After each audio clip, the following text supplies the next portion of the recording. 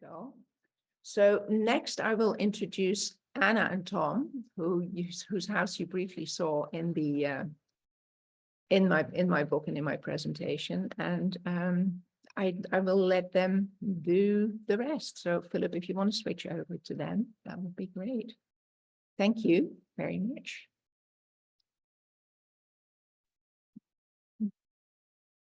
Hello. Hi. All right. So yeah, I'm Tom, if you didn't guess, and this is Anna. And I'm Anna. Maybe we should introduce ourselves quickly, and then we're going to show you a short film we made some years ago that was kind of our love letter to this area. But in terms of my background, I was born in England, grew up in a pretty rural environment, and it was always my intention in life to live in a rural environment. But of course, when you're trying to make your way in the world, you often end up in cities. And I lived in London for a while, worked for a company that moved me to New York City, which at the time I thought was going to be my nightmare. I was trying to get into a smaller place than a bigger one, and then I got moved to New York City. But I lived there for 8 years and actually loved it. And I think I fell in love with the mentality of American people, and especially New Yorkers. They're tough, but they are full of excitement and possibility. And it just opened up my eyes to, this mentality that anything is possible. And if you got a dream, just go chase it. Much to my surprise, I found myself feeling kind of pretty inspired and at home in America. But there was still not enough trees for me. So ended up moving out of New York City in a similar for similar motivations to what's been described early on here. And now I've ended up in the Catskills, and we'll talk a little bit about what we're doing in this, but that's a little bit on me. And yeah, I'm Anna, and I grew up in Sweden, spent a lot of my youth there. In Sweden, I shouldn't say everyone, but it's quite common to have a country home, or to at least make sure to go to someone else's country home, or rent a little hostel or something, and so kind of get out of the city and be close to nature. Back then, I don't think I ever thought that my dream was to live in the countryside. I actually, opposite to Tom, was dying to get to New York City, and it was the only thing I could think about. How can I get back to New York City? How can I be in that incredibly inspiring place? But I think what you grew up with is so deeply rooted in you. So after a while, I realized that actually living in the country is pretty incredible. And to Tom's point, with the possibilities and opportunities that you feel in the US, I think it made us feel like even coming out in the country and nowhere, like we can do this, like we can do all of these things. There's, we found the community we wanted to hang out with, and yeah, it just kind of set us off to dream and to do things. Yeah. All right, without further ado, we're going to share our screen now, and then we're going to show you this video. Video paints a very dreamy life of our existence up here, which is not always the reality. But nonetheless, it shows some of the best parts of being up here. Okay, share screen. Perfect. So just play.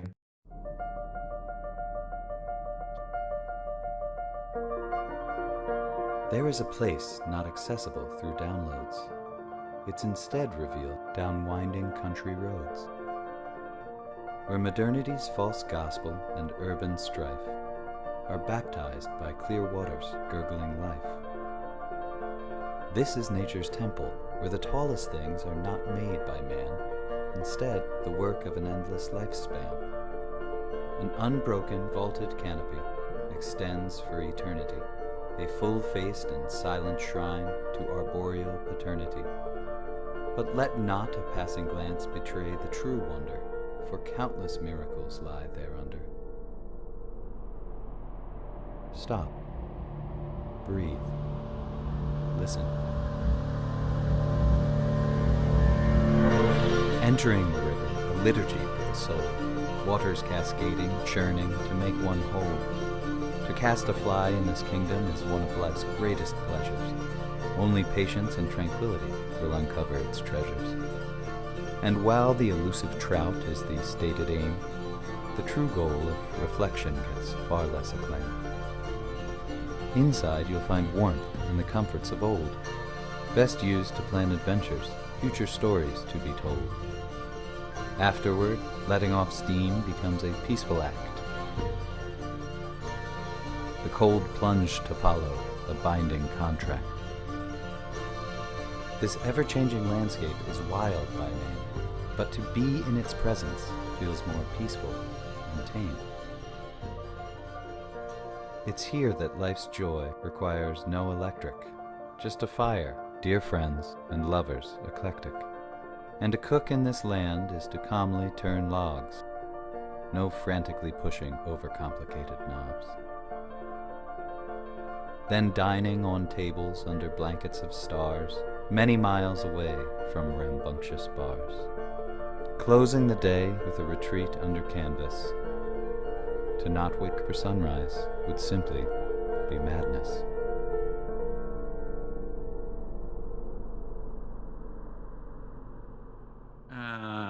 That was our little film and kind of love letter to our area. And now I will pull up our presentation into full screen.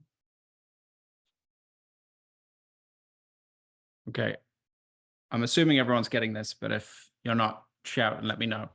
But yeah, so this is the two of us. We've already given you given a bit of an introduction. I'm the one on the right, Anna's the one on the left. It's hard to tell sometimes because we've got the same haircut. But let us tell you a little bit about what we do now, and then we're going to talk a bit about how we got there and a bit about our area and some of the context around all of it. So essentially today, I mean, our business is kind of split into two. And I guess another piece of this, just general context, we did not move to the countryside to retire and slow down. We moved here to build something and just to do it in a place where we felt like we had more freedom to do that. So yeah, our business is kind of split in two. We have a retail side where we have, two shops right now, physical locations, and we sell clothing, home goods. The vision really is to ultimately sell everything for the home. We're just getting there piece by piece. And of course, we sell Barbara's book, and we sell it in both our locations. And we also have an online business. It's one of the things about living in a rural environment.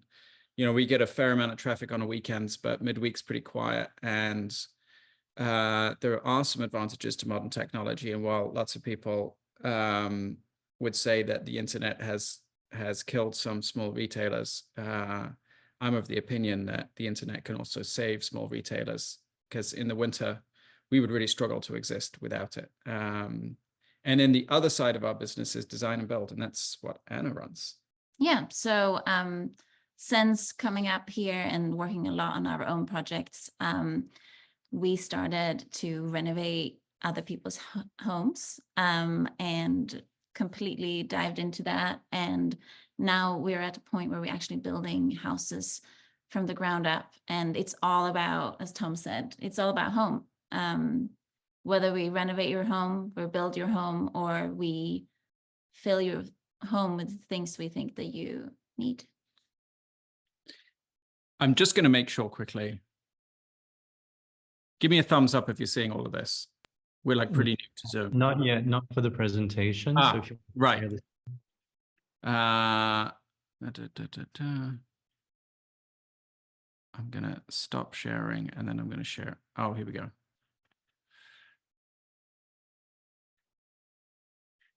Good that I checked.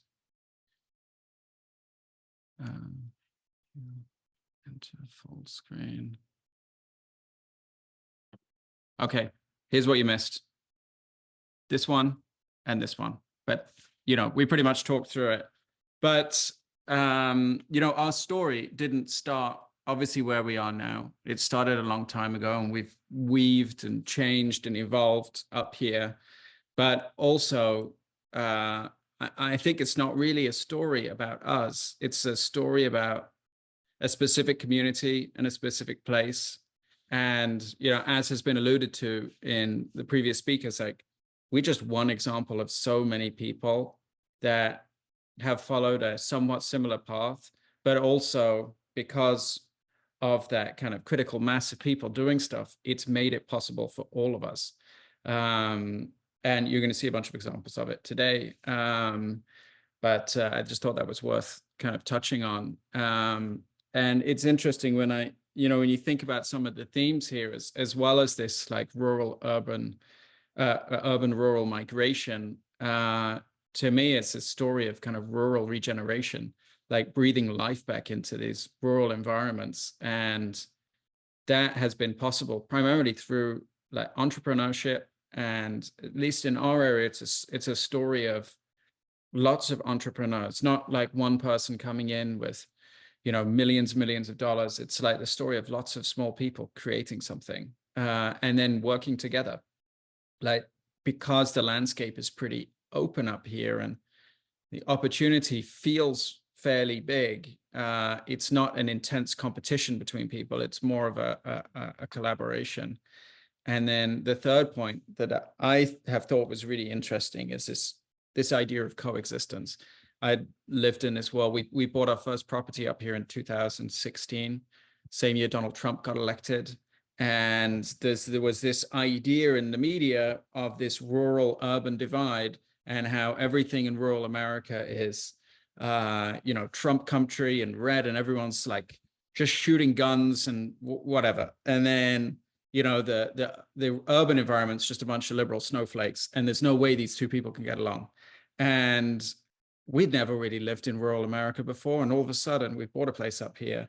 And one of the interesting things that we've learned over the last 7 or 8 years is, that generalization is not true. And we're friends with people, and we work with people across the political spectrum, across like different wealths and backgrounds. And there is a coexistence and an understanding of your neighbors that happens when you're in a rural environment that I think is super interesting. I love my time in New York, but the type of people I met in New York were all pretty similar. Type of people I meet up here are all very different. And we all coexist. We all get along. I think it's a good thing for the world just to mix people up a little bit. And then, for those of you that aren't that familiar, our area, New York is down there at the bottom. This is New York State, and we're in an area of the Southwest Catskills. And we're 90 miles from New York City, which is, I think it's pretty important for our existence, because they're 2 hours away is, millions of people and an influx of creativity and capital that comes up to our area. But also this area has a pretty interesting history. It's former Borscht Belt. So this was like one of the hospitality hubs of the world from like the 1930s through to the 1960s, 70s, and made perhaps most famous by this image and this film, Dirty Dancing. Like, this was what our area was like. Some of the biggest hotels in the world, biggest hotel in the world, Grossinger's, where Dirty Dancing was set, is 15 minutes from us right now. And so this area was really thriving, and it was thriving on hospitality and on all of these people, not just from New York, but everywhere coming here. And I think, this is Grossinger's, just this kind of spectacular pool, thousands of rooms. And I think this next picture kind of gives you a sense on like what happened to this area. And this is that same pool today. Grossinger's closed long ago, and it's falling into ruin. And our area, while it experienced a boom, it experienced a pretty aggressive bust as well. And there are very, very few of the thousands of hotels that existed up here earlier on in the 20th century still even standing today. And, our little town which is kind of in the middle of this Borscht Belt, Livingston Manor, population of 1,300 people. It's been like a little microcosm of that same trend in that area. So, you know, the area did well, then it collapsed. But what's been really interesting is seeing the area bouncing back. And yeah, when we moved up here 2016. And I mean, this was just some picture I found. I mean, this was kind of like classic of this town. There was like one tiny restaurant, a little diner. Most of the shops were boarded up. It was a really kind of depressed, sleepy village, but it was surrounded by these rivers and mountains in a beautiful setting. And, you know, to one eye, there is like, oh man, this place is like down on its heel. But then to a whole bunch of people, it was, wow, this is a blank canvas. This is an opportunity to come in and build something in this little community. And it's almost like the town was so small that with enough people, you could really transform it. And then if you like fast forward then from 2016 to you know, the last couple of years, I included a few like press clippings, and this, to the residents of Livingston Manor who have been here for a long time, this is such a shock. And for almost all of them, not everybody, of course, but almost all of them, this is a point of pride. They're like delighted about this. This little community went from being the little town that even all the other towns around that weren't doing great, but they were still doing better than Livingston Manor. So Livingston Manor was like the real rough town. And now this was like travel and leisure, listed in the 12 best small towns in New York. I think that other one is Condé Nast Traveler, that was at Livingston Manor, is Catskills' newest hotspot. Monocle magazine did a really interesting feature on the town, covering just the same topic as we are discussing today, like how people are becoming rural entrepreneurs, and how Livingston Manor was a really interesting example of this. And then most recently, the Catskill Art Space reopened, which is just an incredible art gallery with James Turrell, like world famous artist now, exhibiting here in Livingston Manor and drawing all sorts of people. So it's been a remarkable transformation. And, you know, here, you know, there's this idea that like this was made possible by lots of people, and it was lots of people that weren't like, they didn't have millions of dollars to go and invest in businesses. They're just, you know, they were just creative people and entrepreneurs with a dream. And it was possible initially because you know, the cost of entry was pretty low. Like rent was cheap, buying property was cheap, certainly relatively to New York City. So many people came. And I here. think there was a community that was ready for it. And I think people who lived here forever, they thought about, okay, if these people are doing this, my child can have a job, you know, and it's like they didn't mind collaborating and welcoming new people in, which I think was important. And what's actually one of the things that's interesting here, I mean, this is just a few of the kind of characters of people that are running businesses in Livingston Manor. But a decent percentage of them aren't people who just moved here in the last few years. A bunch of them are people who lived here forever. Their family goes back here. But on this kind of rise in the success of the town, either had businesses that then thrived or started new businesses. So it's not just a story of kind of interlopers coming in and gentrifying a town. I think it's been an example of coexistence and opportunities being created for more than just the people coming in from the outside. And then our story started right here. So on the topic of cheap real estate,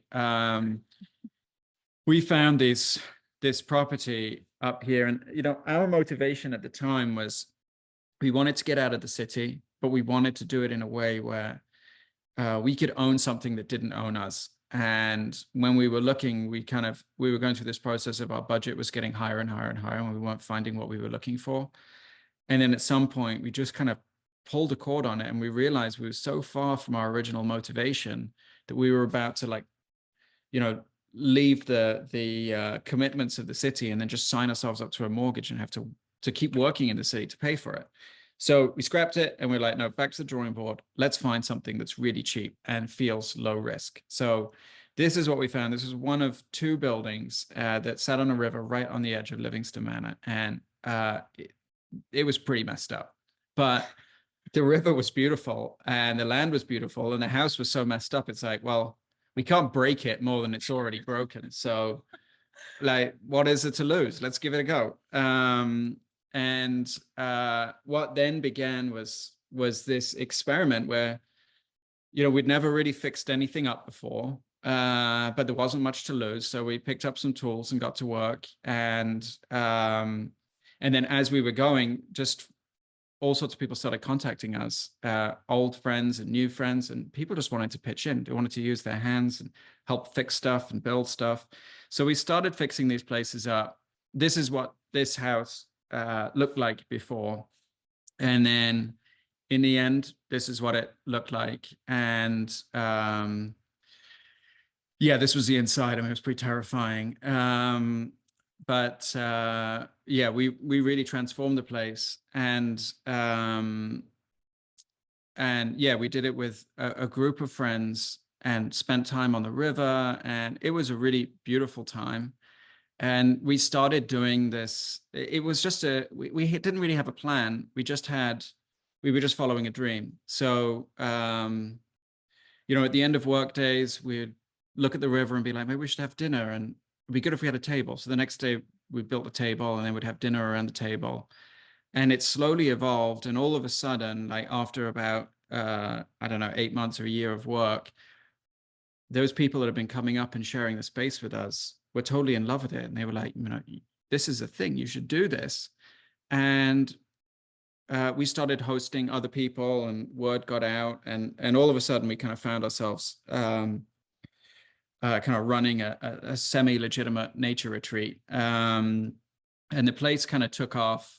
We formalized things and made everything pretty, and brands started approaching us, and we worked with a few brands. This was a dinner we did with this Swedish home goods and fashion company, who actually, they built their whole campaign around us. Their shops in Sweden were designed to look like this, like, messed up house that we had bought and transformed, which was, they probably spent more on the shop than we spent on the entire house. But anyway, it was they were wonderful to work with. We loved them.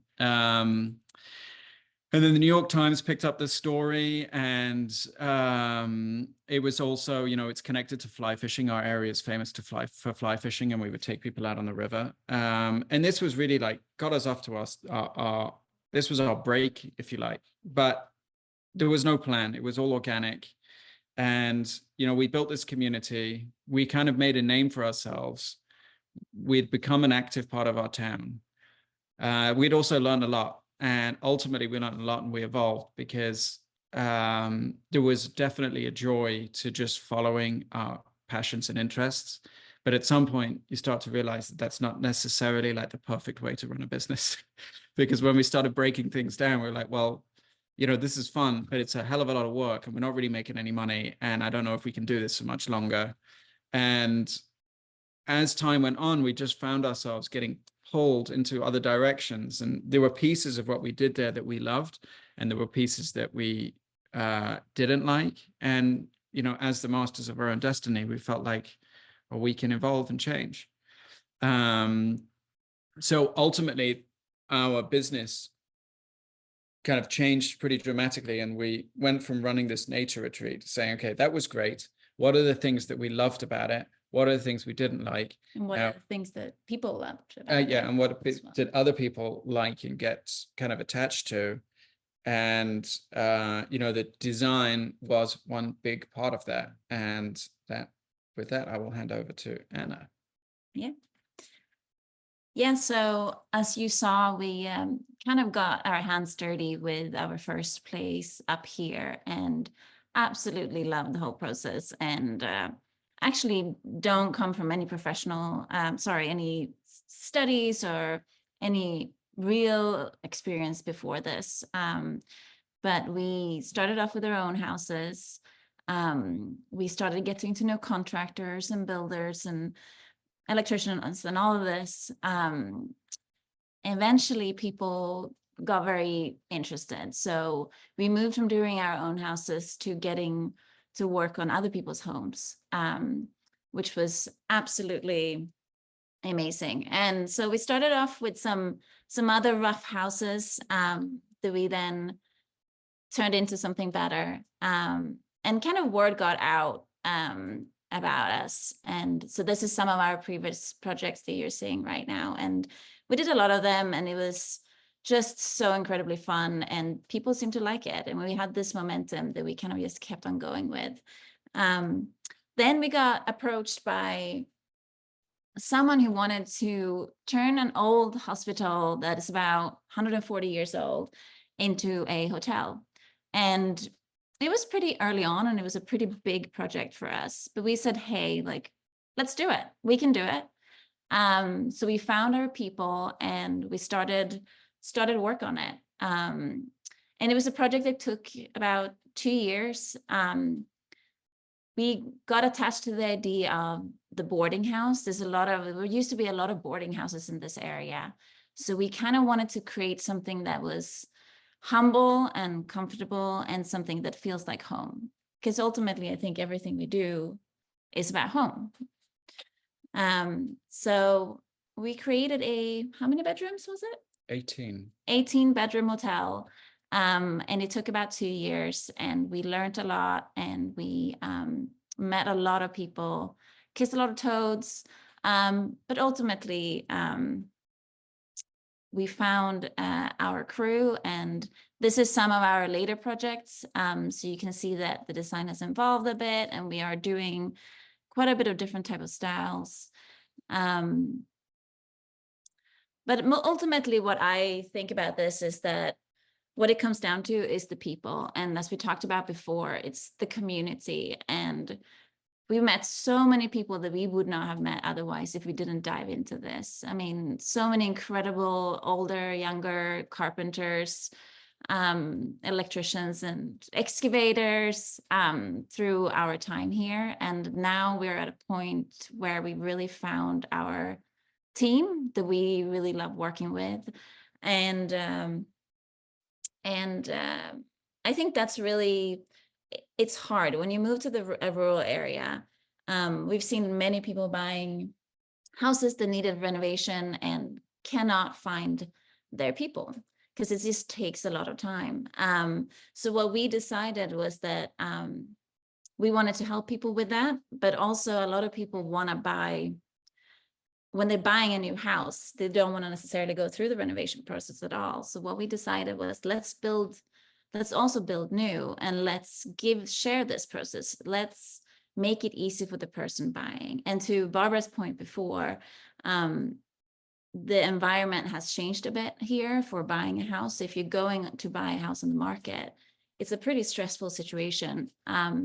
We have sold some houses on the market, and it's been bidding wars, like 10 people bidding on it, and it's stressful and just kind of feels a little crazy. So we thought, why don't we take the people that we have got to know in the area, the people that we trust, and why don't we build the homes? So as someone who wants to move up here, come to us. Like we've done this. We've kissed the toads already. It's already done.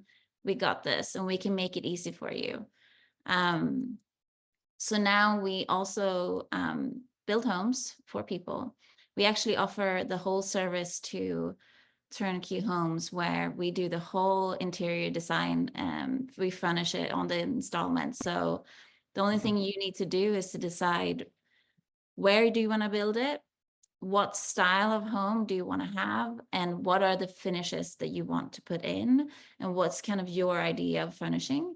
And then we'll take care of all of it and make it a finished home that you can move into. Right. And then a little bit about what to put in the homes, right?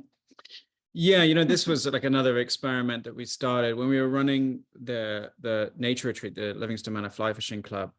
we filled it with all of these things that we loved and we found useful being up here. And many of the people who stayed with us wanted to buy those things.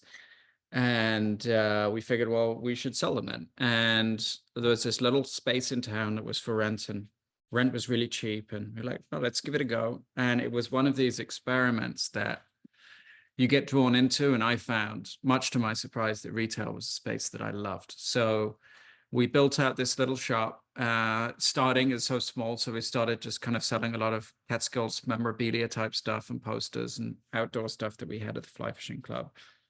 And that we still have it open today. And it was one of these experiments where we're like, oh, this is really interesting. We love this. Let's grow it. And we also ship everything. So we do online. But in our mind, we were like, okay, this is working, but it's small.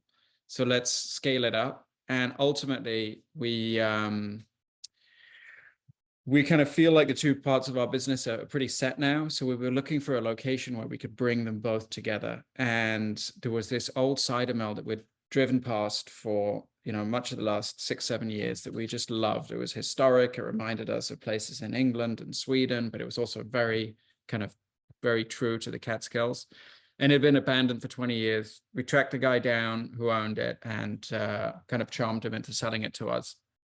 And now our vision for this place is to both bring back the history of this area through the cider press and this country store, and it feels really nice, but also expand it so that the neighboring barn, and this is a little bit of the condition it looked like when we first got it. This is the barn, and this is the space we plan on building out to become our kind of big home goods store. So ultimately, our business evolved from, hosting nature retreats to now really just being everything about the home. And, that was just a reflection of what we learned along the way. And just a really characterful, beautiful space. This is some of the old machinery for the cider press. This is the old cider mill itself. And I think this next one is maybe what it looks like today. Yeah, so we kind of did a lot of work on it, but wanted it to feel familiar. We wanted to honor the history of the place. And now the phase 1 is open. So we have this country store up and running.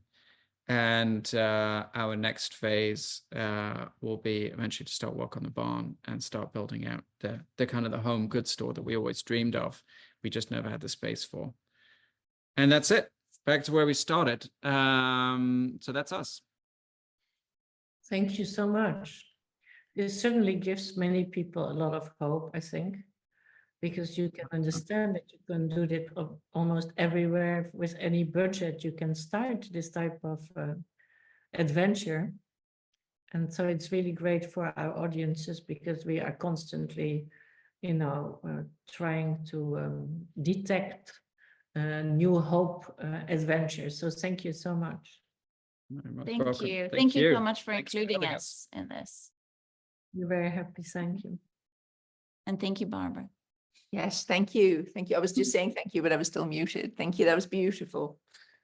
Because I know a lot of it, but a lot of it was new to me too. So thank you. Very inspiring. So next.